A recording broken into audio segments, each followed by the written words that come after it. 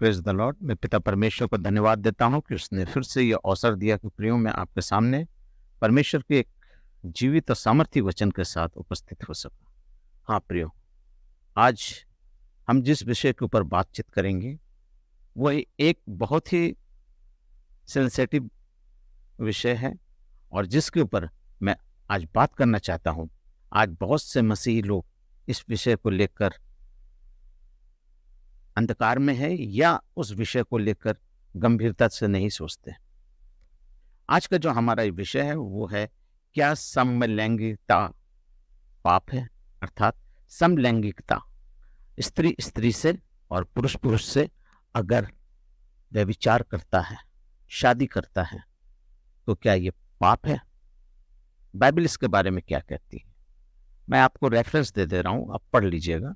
वहां पर कुछ इस प्रकार से लिखा है, स्त्री गमन की रीति के पुरुषगामी ना करना वह तो घिनौना पाप है, ऐसा पाप करके अशुद्ध ना हो जाना। और आगे लिखता है, जितने ऐसे कोई घिनौने काम करे तो वह प्राणी अपने लोगों में से नाश किया जाएगा। हाँ प्रियो, मैं आपको बाइबल का रेफरेंस दे रहा हूं, ले व्यवस्था 18 उसका 22, 24, 29 और 30। परमेश्वर की वाणी इस विषय में अत्यंत स्पष्ट है। परमेश्वर समलैंगिकता को घृणा से दृष्टि से देखता है। परमेश्वर की मूल योजना में समलैंगिकता का कोई स्थान नहीं है। परमेश्वर ने मनुष्य की सृष्टि नर और नारी करके रखा और उन्हें आशीर्वाद देकर कहा, फूलो फलो और बढ़ जाओ, जैसा कि हम उत्पत्ति 1:28 में देखते हैं। पवित्र शास्त्र में भी सर्वप्रथम प्रकाशन यही रहा है कि मनुष्य का अकेला रहना अच्छा नहीं। हाँ प्रियो, उत्पत्ति 2:18 में जब हम पढ़ते हैं तो वहां हमें मिलता है, फिर परमेश्वर ने कहा, आदम का अकेला रहना अच्छा नहीं, मैं उसके लिए एक ऐसा सहायक बनाऊंगा जो उससे मेल। प्रियो, आज मनुष्य के लिए अगर कोई ऐसा सहायक है तो वो सिर्फ नारी है, वरना मनुष्य के लिए और कोई भी ऐसा सहायक नहीं है जो उससे मेल। जब आप बाइबल देखते हैं, पढ़ते हैं, तो परमेश्वर ने हवा को बनाने से पहले परमेश्वर ने जितने भी जीव जंतु थे सबको आदम के पास लाया और आदम से कहा कि देखो, इसमें से कोई तुमको पसंद है, कोई तुम्हारे योग्य है। आदम ने किसी का भी अपने योग्य ना समझा और सबका एक एक नाम देकर उसे छोड़ दिया। लेकिन जब परमेश्वर ने आदम को गहरी नींद में डाला और उससे स्त्री को बनाया और उसके बाद जब आदम के पास ले गया तो आदम ने उसे देखा और देखने के बाद वो अत्यंत खुश हुआ और कहा, ये मेरी हड्डी में का हड्डी और मेरी मांस में का मांस है। तब आदम ने उसको तुरंत ही उसको एक्सेप्ट कर लिया। हाँ प्रियो, ये परमेश्वर का सर्वव्यापी एवं मौलिक नियम है कि उसके संसार में समस्त प्राणी की रचना की और नर और मादा करके उसमें बनाया। चाहे आप शेर देखिए, घोड़ा देखिए, हाथी देखिए, सांप देखिए, बिच्छू देखिए, कोई भी ऐसा प्राणी नहीं जिसमें परमेश्वर ने उसके लिए नर और नारी करके, अर्थात नर और मादा करके ना बनाया हो। बाइबल स्पष्ट रूप से बताती है कि स्त्री को छोड़ ऐसा कोई प्राणी नहीं है जो पुरुष का सहायक हो सकता है या उससे मेल खा सके। जब आप उत्पत्ति 2:20 में पढ़ते हैं वहां आपको इसका विवरण मिल सकता है। अतः समलैंगिकता परमेश्वर की मूल योजना में सम्मिलित नहीं है। परमेश्वर पुरुषों और स्त्रियों, महिलाओं को दो प्रकार की समलैंगिकता से घृणा करता है। हाँ प्रियो, अगर पुरुष पुरुष से और स्त्री स्त्री से विवाह करे तो परमेश्वर उससे घृणा करता है। रोमियो 1:26 और 27 में इन बातों का जिक्र है। बाइबल में स्पष्ट बताया गया है कि सदोम अमोरा में जो लोग समलैंगिकता के पाप में थे, परमेश्वर ने उनको बर्बाद कर दिया, भस्म कर दिया। जब आप उत्पत्ति 13:13, 18:20 और 19:4 से 5 तक पढ़ते हैं और यहूदा की पत्री उसका पहले अध्याय का 7वां पद पढ़ते हैं तो सारी बातें आपको वहां पर नजर आती है। इसी कारण परमेश्वर ने आकाश से गंधक और आग बरसाकर उन शहरों को, सारे निवासियों को मार डाला था। क्योंकि इसराइलियों ने कानान देश में प्रवेश करने से पूर्व परमेश्वर ने उन्हें स्पष्ट आज्ञा दी थी कि कानान देश में समस्त निवासियों को मार डालना। क्यों? क्योंकि वह समलैंगिकता के पाप में बंधे हुए थे। आप जान सकते हैं कि व्यवस्था विवरण 7 उसका 1 से 2 में इन कारणों को बताया गया है। और कानान देश के समस्त निवासी समलैंगिकता में फंसे हुए थे। वो ऐसा घिनौना काम है जिसको परमेश्वर सख्ती से मना किया है, और इससे अपूर्व प्रचुर मात्रा में, या यूं कहें कि परमेश्वर इसको देख नहीं सकता, बहुत घिन्न करता है इससे।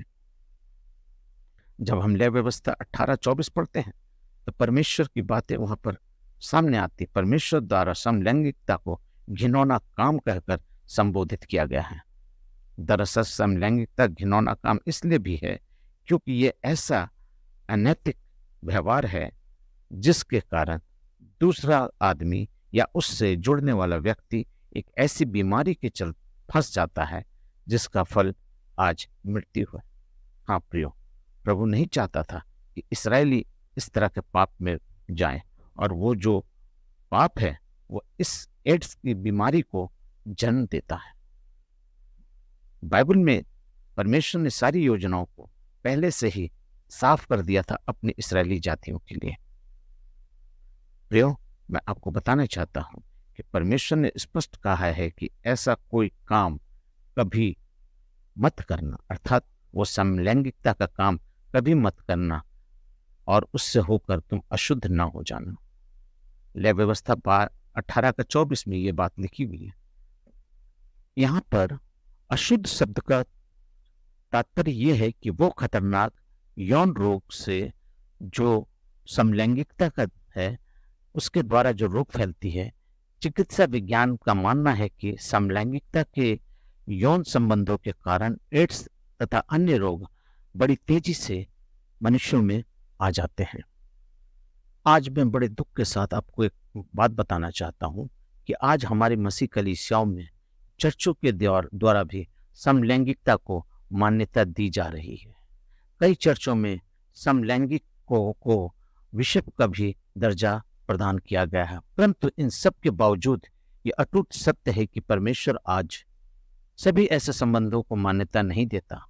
बाइबल स्पष्ट रूप से कहती है कि परमेश्वर कभी नहीं बदलता।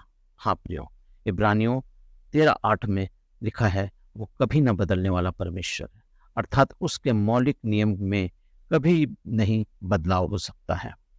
वह बहुमूल्य और अद्भुत परमेश्वर है, उसका कोई मूल्य नहीं है, उसका मापदंड अलग है।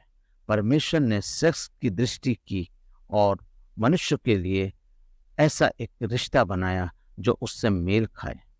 हाँ प्रियो, समलैंगिकता का साफ अर्थ परमेश्वर की संप्रभुता को चुनौती देना है, जिसे परमेश्वर ने बनाया था और जिसे प्रभु कभी बर्दाश्त नहीं करेंगे। परमेश्वर ने पुरुष और स्त्री को बनाया, आज मनुष्यों ने उसको चुनौती देकर पुरुष पुरुष के साथ और स्त्री स्त्री के साथ अपना विवाह बंधन बांध लिया और अपने शारीरिक संबंध बना लिए। सदोम और अमोरा में इससे बड़ा उदाहरण और कुछ नहीं हो सकता। परमेश्वर ने समलैंगिकता को अति घृणित, घोर व्यभिचार, विकृत और अशुद्ध प्रवृत्ति का मनुष्य बताते हुए परमेश्वर के विरुद्ध बड़ा पाप घोषित किया है। बाइबल स्पष्ट रूप से कहती है कि समलैंगिकता ना तो परमेश्वर के मूल योजना में सम्मिलित है और ना ही उसके राज्य के वारिस होंगे। जैसा कि आप 1 कुरिन्थियों उसका 6:10 पढ़ते हैं तो वहां इस बात का उल्लेख है, परमेश्वर की आज्ञाओं को दरकिनार करके समलैंगिक स्वयं को परमेश्वर के दिल दहला देने वाली दंड के लिए तैयार हैं। वो खुद इच्छा, अपनी स्वेच्छा से ऐसे ऐसे पापों को करके परमेश्वर के दंड के भागी बन रहे हैं। आज शैतान उन्हें इस रूप में इस्तेमाल कर रहा है ताकि वो परमेश्वर के राज्य में प्रवेश ना करें, क्योंकि न्याय के दिन तो उसी समाजशास्त्री के विचार और उसके धर्मनिरपेक्ष मानववादी के दलीलों पर कायम है, क्योंकि यहोवा सब प्राणियों का न्याय आग से और अपनी तलवार से करेगा, और यहोवा के मारे हुए बहुत होंगे। हाँ प्रियो, यशाया 66:16 में लिखता है, उसके मारे हुए बहुत होंगे। और ठीक इसी के विपरीत परमेश्वर का वचन एक मुझको याद आ रहा है, जहाँ लिखा हुआ है, हवाला मैं आपको नहीं बता सक रहा हूँ, वो वहाँ पर लिखा है कि बुलाए हुए तो बहुत हैं पर चुने हुए बहुत कम। आज हम मसीह क्रिश्चियन होने के बावजूद भी ऐसे ऐसे गुनाहों में बैठे हुए हैं। प्रियो, आज मैं आपको बताना चाहता हूँ कि आप अगर मसीह हैं तो इस प्रकार के पापों से, इस प्रकार के व्यवहार को छोड़कर परमेश्वर को अपना मुक्तिदाता मानकर उसके वचन के आधार पर चलने की कोशिश करें। तो यीशु मसीह आपके लिए एक मात्र आशा है। बाइबल बतलाती है कि 1 यूहन्ना उसका 1:7 में लिखा है, परमेश्वर के पुत्र यीशु का लहू ही हमें सारे पापों से शुद्ध करता है। आज अगर आपने कुछ ऐसे रिश्तों को कायम करने की कोशिश की है या ऐसे रिश्तों में हैं, तो वहां से जल्द उन रिश्तों से निकल जाइए और परमेश्वर के पास आकर अपने गुनाहों की माफी मांगिए। यदि आप सच्चे हृदय से यीशु के पास आते हैं तो यीशु आपको समलैंगिकता के उस दलदल से स्वतंत्रता प्रदान करेगा और आपको सक्षम बनाएगा कि आप इस जैसे गंदे घिनौने कामों से निकल सकें। आवश्यकता केवल इस बात की है कि आप सच्चे हृदय से उसके पास आएं। याद रखें, आप यीशु को आपकी उपस्थिति से भाती है कि आप उसके सामने अपने होंठों से अपने गुनाहों का अंगीकार करें। आप आते हैं लेकिन अपना अंगीकार नहीं करते। प्रभु को आपको कोई ज़रूरत नहीं, प्रभु आपको कुछ नहीं जानेगा, कुछ नहीं देखेगा, आप जहाँ हो वैसे ही रहो। लेकिन जिस दिन आप अपने होठों से अंगीकार करेंगे, प्रभु आपके गुनाहों को माफ़ करेगा। इससे कुछ भी छुपाया हुआ नहीं जा सकता, क्योंकि परमेश्वर हमारा सर्वव्यापी, सर्वज्ञानी और सब जगह स्थिर है। इसलिए हम परमेश्वर से कुछ नहीं छिपा सकते। निरंतर प्रार्थना में यीशु के साथ समय बिताएं और जहाँ तक हो सके परीक्षा में पड़ने वाली परिस्थितियों को दूर करें तथा मस्तिष्क और पवित्र शास्त्र को संपूर्ण याद रखें, ताकि जैसा कि भजन संहिता 119:9 में लिखा है, विश्वासी मसीहों की संगति में रहने का यत्न करें, आत्मिक कार्यों में व्यस्त रहें तथा कभी सुस्ती ना करें, निरंतर प्रार्थना करें, कभी खाली ना बैठें, निरंतर प्रभु के कार्य में अपना ध्यान लगाए रहें और प्रभु में व्यस्त रहें। यह हमेशा याद रखें कि समलैंगिकता लत जो है आज प्रचुर मात्रा में लोगों के बीच में है, और ये समलैंगिकता का जो लूत के उदाहरण के रूप में है, आपके जीवन में नाश, आग और गंधक और अग्नि, वो सभी चीज़ों की बारिश उस सदोम अमोरा में जैसे हुई थी, वैसे ही कहीं आपके ऊपर परमेश्वर का दंड ना आ जाए। वो छुटकारा देने वाला प्रभु है। वो चाहता है कि मेरे लोग इस पाप से दूर रहें। जब उसने इस्राएलियों को कानान में भेजा तो उसने पहले से कह दिया था कि वहाँ जो लोग हैं उन्हें मार देना, अर्थात आपके अंदर जो समलैंगिकता का पाप है उसको आप मार दीजिए, उसको मार दीजिए, तब आप उस कानान में पहुंच सकेंगे जो प्रभु हमें देने का वादा किया है। उस स्वर्ग राज्य में आप जा सकेंगे जहां प्रभु आपको रखना चाहता है। हाँ प्रियो, मैं बड़े दुख के साथ आपको ये विषय पे बात कर रहा हूँ। ऐसे लोगों से, ऐसे दोस्तों से दूर हो जाइए जो आपके अपने सेक्स के, अर्थात आपके अपने रूप में होने के बावजूद, अगर लड़का लड़का है, अगर लड़की लड़की है, और साथ में अगर आप किसी भी इस तरह के व्यभिचार में जाते हैं या करते हैं, तो परमेश्वर का दंड आप पर आएगा। हाँ प्रिय, खड़े होकर अपनी सारी मन से प्रभु यीशु की ओर आए, यीशु को अपना विचार बताएं, क्योंकि वो सब कुछ जानता है। निरंतर प्रभु में बढ़े, यीशु के होते हुए समलैंगिकता को लत मत बनाइए। प्रशासन और सरकार इसे मान्यता दे सकती है, लेकिन मेरा यीशु आपको इस बात में कोई मान्यता नहीं देता। वो सीधे सीधे से घृणित करता है, तुच्छ जानता है, और इसका स्थान आग और गंधक की झील है। हाँ प्रियो, मैं आपको एक और रेफरेंस देकर ख़त्म करना चाहता हूँ। याद रखिए, यीशु में आप जीवंत तभी हो सकते हैं जब आप परमेश्वर के वचन के आधार पर चलेंगे। और रोमियो 8:37 को आप पढ़ लीजिए। मैंने जितने हवाले दिए हैं, इस समय के अभाव के कारण मैंने इन सारे हवालों को आपके सामने रखा है, इन वचनों को आपके सामने रखा है, ताकि आप इसको पढ़ें, अपने वचन को लेकर, मेरे इस बातों को सुनकर, उन वचनों को पढ़कर अपने जीवन को आशीषित बनाएं। प्रभु आपको आशीष करे। और इस बहुत बड़ी धर्म संकट, जिसको लोग आज एक बहुत बड़ा विचार समझ रहे हैं, क्योंकि बहुत बड़ी चीज समझ रहे हैं, क्योंकि आज इनको कलीसियाओं में मान्यता मिल गई है, सरकारों के द्वारा मान्यता मिल गई है। आज कई देशों ने अपने इसको लाइसेंस देकर या इसको पूरा लीगल बता दिया है। तो आज लोग इसको करने में हिचकिचा भी नहीं रहे हैं, लोग इसके पीछे इनको सर्टिफिकेट्स भी दे रहे हैं। लेकिन प्रियो, मैं भी आपको बता देना चाहता हूँ, इस पृथ्वी पर कमाया हुआ धन, इस पृथ्वी पर अर्जित की हुई सारी आपकी शान शौकत, ऐशो आराम, सारी दौलत, सारी शोहरत सब मिट जाएगी। लेकिन मेरा प्रभु का वचन आपके लिए सदा सदा सदा लो एक सा है।